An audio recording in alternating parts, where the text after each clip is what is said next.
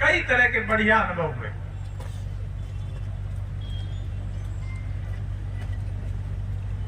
नागा चौधरी हल्के की राजनीति पिछले 10 साल में एक परिवर्तन की तरफ आई है।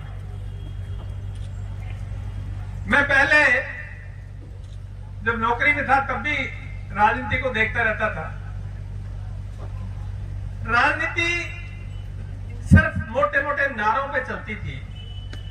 एक तो बहुत बड़ा नारा हर चुनाव में लगता था कि जो हर पार्टी कहती थी SYL हम लाएंगे, दूसरी पार्टी कहती थी SYL हम लाएंगे। और कई तो ऐसे नेता थे वो कह रहे थे कि पानी दिल्ली से पकड़ के ले आऊंगा। 10 साल पहले जब मैं इस क्षेत्र में राजनीति में आया, मैं समझता हूं मेरे सामने जो सबसे भयंकर और गंभीर संकट था वो धरती का नीचे गिरता हुआ जल स्तर था जो लगातार गिर रहा था।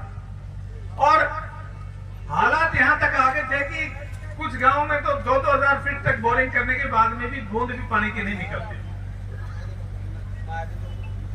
मेरे को एक हमारे ही परिवार के आदमी ने कहा, जीतने के बाद 2014 का चुनाव जीतने के बाद में क्या लगे, आप चुनाव तो जीत गए पर ये उजड़ा हुआ चमन है, इसको कब तक कहां तक सुधारोगे।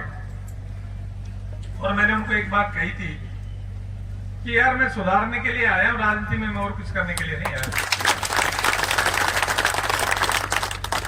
और साहब मैंने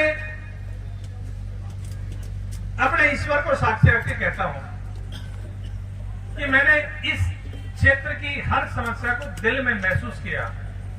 और मुझे पानी की समस्या तो दिल में कांटे की तरह चुभती रहती थी कि इसी गति से अगर नीचे जाता रहा तो यहाँ तो क्षेत्र में लोगों को पलायन करना पड़ेगा, यहाँ तो रहने की हालत नहीं रहेगी। खेत की खेत दूर दूर तक सफेद ही सफेद नजर आती थी सर्दियों में जब जाते थे। और मैंने भी इस दिन सोचा, हालांकि दिमाग में मेरी बात पहले दिन से थी, जो मेरी पहली स्पीच थी विधानसभा में 2014 में, पहली बार ही मैंने अपनी स्पीच में पानी का मुद्दा उठाया था। और मैंने वहां मुख्यमंत्री जी को ये कहा था कि मैंने विपक्षी लोग बैठे थे पीछे जो लंबे शासन में रहे थे, मैंने उनकी तरफ संकेत करके कहा था, मैंने कहा जी ये लोग लंबे शासन में रहे हैं और हमारी लिफ्ट इरिगेशन की जो मोटरें हैं, पंप कहते हैं जिनको, 1980 में लगे थे और 2014 तक एक कील भी उनकी नहीं बदली गई। 34 साल पुराना पंप, 34 साल पुरानी मोटर, तो किसी के घर में जो छत पे पानी चढ़ाने की सिंगल फेज की मोटर होती है वो भी 34 साल की पुरानी शायद किसी के घर नहीं होगी। और हमारे यहाँ लिफ्ट इरिगेशन सिस्टम चल रहा था। खैर मैं तो अभी भी उनकी पीठ के पीछे भी बड़ाई करता हूं, भला हूं मनोहर लाल जी का। उन्होंने मेरे को बुलाकर कहा कि भाषण देते रहोगे या मेरे को कुछ बना के दोगे। तो मैंने 1.5-2 पेज का एक कागज बना के दिया था उनको, जिसमें बड़ी संक्षिप्त में मैंने इसके क्यों ये समस्या पैदा हुई और इसकी क्या समाधान है, क्या क्या करना चाहिए, वो मैंने उसमें लिख के दिया। और उसके 10 दिन बाद में उन्होंने महकमे की मीटिंग बुलाई और मेरे को फोन आया रात को 10 बजे के लगभग कि कहाँ हो। मैंने कहा मैं तो फरीदाबाद हुआ। लो, मैं उस समय पीएचसी का चेयरमैन बना रखा था। मेरे को पीएचसी की ये पब्लिक अकाउंट्स कमेटी की मीटिंग की, फरीदाबाद मीटिंग थी। मैंने कहा मैं तो गुड़गांव हूँ आज रात को, तो कल फरीदाबाद जाऊंगा, मेरी ऐसे मीटिंग। क्या लगा ऐसे तो कल सुबह मैंने मीटिंग रखी, अगर आ सकते हो तो। मैंने कहा मैं नहीं आ पाऊंगा, पर मैंने जो लिख के दिया है वही है सब कुछ। खैर उन्होंने उस मीटिंग में एक चीफ इंजीनियर बैंक के अधिकारी को कहा कि नारनौल चले जाओ अभय सिंह के पास, और वो जैसे कहे वैसे करो। जब वो आए तो मैं उनसे एक बात पूछने लगा, वो जो चीफ इंजीनियर थे मिस्टर मलिक थे। मैंने कहा मलिक साहब आप ही बताओ कि 34 साल से आप इसको चला रहे हो, आपको कभी ये महसूस नहीं हुआ कि इसको लिफ्ट इरिगेशन सिस्टम को इसको नया कर लें या कुछ बदल लें? कह लें जी हम हर बार बना के भेजते थे, हर बार वहां से फाइल ये कह के वापिस लौटा दी जाती थी कि जितना जा रहा है उतना ठीक है, जाने दो। मैंने उनको कहा कि अब आप हम ये कह रहे हैं कि ये ऐसे काम नहीं चलेगा, सारे को बदल दो सिस्टम को। तब 143 करोड़ रुपए का प्रोजेक्ट बना और सारे नए पंप लगे और सारी मोटर मोटरें जब नहीं हो गई, तब दूसरी बात हमने सोची कि इसका उपयोग कैसे करें मोटरों का। और बारिश के टाइम में उस पानी को सारे को खपाना, उसकी योजना बढ़ाई। उसके लिए दोनों नदियों को, जगह जगह पर नदियों को जुड़वाया, सारे धीरे धीरे सारे जोड़ तालाब जुड़वाए। और अब आज की स्थिति यह है कि हमारे 90% जोड़ नहर से जुड़े हुए हैं सारे जिले के। और कृष्णावती और दोहन दोनों नदियां इस बॉर्डर से उस बॉर्डर तक कम से कम 25-25, 30 जगह जुड़ी हुई। आपने कभी इस बार जब कभी बारिश के टाइम में मेहंदड़ गए हो या कोई मेहंदड़ का बैठा हो तो उनको पता होगा, जो डेरोली से नहर, इसको नदी को खुदवा के एक ट्रेंच बनाई थी, उसमें से पानी छोड़ा गया और महेंद्रगढ़ में जो दादरी महेंद्र कनीना रोड है, रेवाड़ी रोड है, रेवासा के पास से जाता है, उस रोड को क्रॉस करके बड़ा माजरा कला गांव है, वहां की तक पहुंच गया था पानी। इधर अपने यहाँ जाजमा की ढाणी से लेकर और आगे महेंद्र जिले की अगर बात करो तो यूनिवर्सिटी, ये अपनी मानपुरा गांव है, इसके पास अटली के, वहां भी वो अभी जुड़ी नहीं है, लेकिन 55 करोड़ रुपए की स्कीम उसको जोड़ने के लिए भी बढ़ा दी है। और ये दोहन नदी में बदोपर बॉर्डर से लेकर और यूएस सेंट्रल यूनिवर्सिटी तक, वहां आगे तक सारी जुड़ी हुई है। अब एक एक जगह जहां पानी आया है, न केवल हरियाणा की बल्कि राजस्थान के गांवों को भी लाभ हुआ है इसका। ये हमारे यहाँ कुरेली बालपुरा गांव है, हमारे पड़ोस में। हमारे यहाँ जो सिंचाई होती है, पानी धरती के नीचे जाता है, तो कुरेली और बालपुरा के कुएं भी चल गए, वो भी उनमें भी। तो मैं ये कह रहा हूं कि ये एक ऐसा काम था जिसको कल्पना भी नहीं कर सकते थे कोई कि इस पानी का जो गए और पानी वापस इस तरह की स्थिति बहाल हो सकती है। और आज हम बहुत कंफर्टेबल पोजीशन में, हम सुरक्षित स्थिति में है। और मैं ये आपसे वादा करता हूं कि हर साल जब ये पानी चलेगा तो अगले 5-7 साल में आपकी स्थिति वही हो जाएगी जो पहले जब नदी चलती थी, जितना पानी था उतना पानी कुओं में हो जाएगा। क्योंकि 1000 क्यूसेक पानी महेंद्र कैनाल में चलता है लगातार 2-2.5 महीने जब बारिश होता है, उसमें से 10% आप लगा लो कि धूप पे ऊपर उड़ जाता होगा, 10% ज्यादा 90% पानी तो 900 क्यूसेक पानी तो धरती के नीचे जाता है। धरती के नीचे बैंक ही है एक तरह से, नदियों में जोड़ों में जो पानी डालते हैं धरती के नीचे जाता है, वो सारा एक तरह से धरती में सुरक्षित जमा हो रहा है। इसी तरह मेडिकल कॉलेज की बात थी। मेडिकल कॉलेज यहां से जब भी थोड़े से सीरियस क्रिटिकल कंडीशन में कोई आ जाता था पेशेंट, तो डॉक्टर फटाफट उसको जयपुर रेफर करते थे। उसमें से कई तो रास्ते में दम तोड़ देते। ये अपने यहाँ के कांग्रेस टाइम में यहाँ हेल्थ मिनिस्टर भी रहे हैं और भी बड़े बड़े मंत्री रहे हैं, तो कभी किसी ने इस बात के बारे में सोचा नहीं।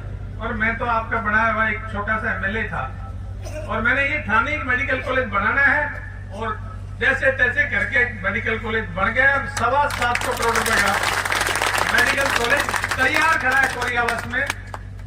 केवल उसके उद्घाटन में देरी हुई, वो इसलिए हुई कि हमें ये अंदाजा था कि आचार संहिता 15 सितंबर के लगभग लगेगी, और वो लग गई 16 अगस्त को। तो अचानक लग गई तो हम उस पर मैनेज नहीं कर पाए। नहीं तो मुख्यमंत्री जी से मैंने समय भी फिक्स कर लिया था कि 10 सितंबर के लगभग मेडिकल कॉलेज का उद्घाटन करेंगे, और लेकिन चलो अब चुनाव के बाद में करवा देंगे उसको। तो मैं आपसे एक बात कहना चाहता हूं, देखिए चुनाव है, चुनाव में हर आदमी की अपनी व्यक्तिगत एक फैसला होता है, व्यक्तिगत मुझे किसको वोट देना है, और उस वोट के फैसले को कोई जबरदस्ती बदल नहीं सकता। वो तो दिल से होता है फैसला। वोट तो उसी को जाता है जो मशीन के सामने जो जाता है, आदमी दिल करता है, उंगली उसी बटन पे जाती है, उसी निशान पे जाती है। मैं केवल एक बात कहता हूं कि आप जरा एक बार नजर डाल के देखिए कि हम सारी ये तो नेशनल हाईवे का काम हो, चाहे सड़कों का एक गांव से दूसरे गांव से जोड़ने वाली सड़कें हो, कभी कहीं गांव का विकास हो, कभी कहीं ये पानी का हो, किसी भी चीज की देख लीजिए। 2014 में हम कहां थे और 2024 में कहां हैं, इस बात को जरूर आप दिमाग में रखें। और भाई बात यह है, विकास की राजनीति की शुरुआत मैंने बहुत सारे जोखिम लेके की है। मैंने किसी की भैंस थोड़ी खोली थी कि मर गया है जो रूट से बैठा मेरे से। बड़े बड़े नेता जो कहते हैं कि इसको खत्म करो, मैंने इलाके के लिए विकास का काम ही तो किया है। मेरा दोस्त इतना ही है कि मैंने लोगों की हाजिरी देने की बजाय अपने इलाके के काम में लगा हुआ। अगर मैं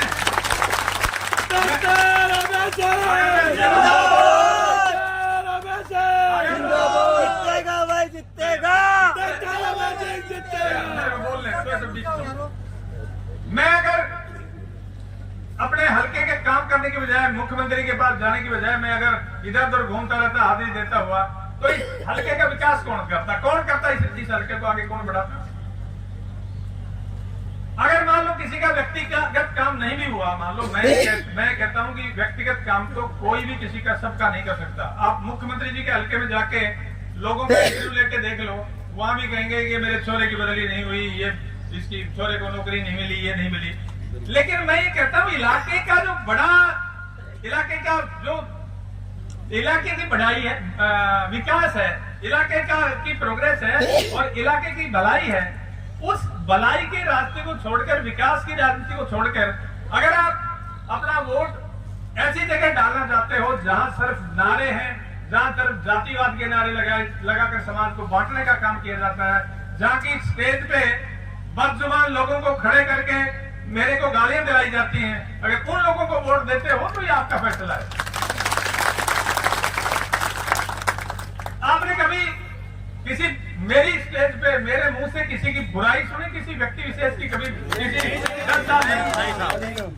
आप जरा विपक्ष की स्टेज के ऑडियो वीडियो सुनिए, मतलब लंबी लंबी जबान वाले आदमी पता ना क्या क्या वाहियात बात बोलते हैं स्टेज पे खड़े होकर, और मैं उनको कहता हूं तुम मुझे एक गाली देते हो तो मेरे 1000 वोट बढ़ते हैं।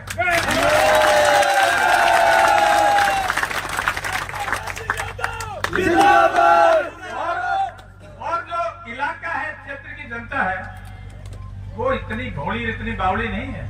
आज का नवयुग, आज का युवक वो इंटरनेट पे, गूगल पे सर्च करता है, देखता सारी बातें, और पब्लिक एक दिन में अपना मत नहीं बनाती। पब्लिक रोजाना आदमी के कामों को देखती है, हर महीने देखती है कौन आदमी क्या काम कर रहा है। हमें किसी के दूसरे के प्रचार की जरूरत नहीं है। मैं ये कहता हूं कि भाई आप अपना विजन रखिए, आप लोगों के सामने बताइए कि हम ये करेंगे, हम इलाके को ये चीजें सुधार करेंगे। हम ये बताते हैं हमने 10 साल में ये किया है, हम ये भी कहते हैं कि अगले 5 साल में इस क्षेत्र में उद्योग स्थापित करेंगे, इस क्षेत्र का औद्योगिक विकास करेंगे। हम तो ये खुले कहते हैं, वो भी अपना लाइन नजरिया लाए कि भाई हम ये करेंगे। सिर्फ मतलब गालियां दिलवाना, इतनी बेहूदी बातें स्टेज से करते हैं। मैं तो वो वीडियो सुनकर मैं तो हंसने के अलावा और कुछ नहीं, मैंने कहा ये तो दिमाग खराब हो गया। तो मैं आपसे सिर्फ एक बात कहता हूं कि ये समय जो है ये फैसला लेने की है, इस क्षेत्र के हित की बात सोचने की है। अगर मेरे से मान लो किसी व्यक्ति को किसी व्यक्तिगत काम से मेरे को नाराजगी भी है, मैं ये कहता हूं वैसे तो मैंने लगभग जो नाराज लोग थे उनसे सबसे मिल के पूछ ली, 90% को मेरे से नाराजगी नहीं है, जो गांव में आपस की नाराजगी उसकी वजह से मेरे से नाराज है। तो मैंने ये भी कह दिया कि भाई ये आपस के मामले हैं, ये तुम सुलझा लेना, मैं सुलझा दूंगा।